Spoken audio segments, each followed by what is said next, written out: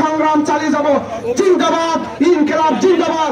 আপনারা সকলে অংশগ্রহণ করেছেন এই সমবিধি ছাত্র আন্দোলন উপজেলা শাখার পক্ষ থেকে সকলকে আন্তরিক শুভেচ্ছা এবং মোবারকবাদ জানিয়ে এখানে আজকে প্রোগ্রাম শেষ করা হলো।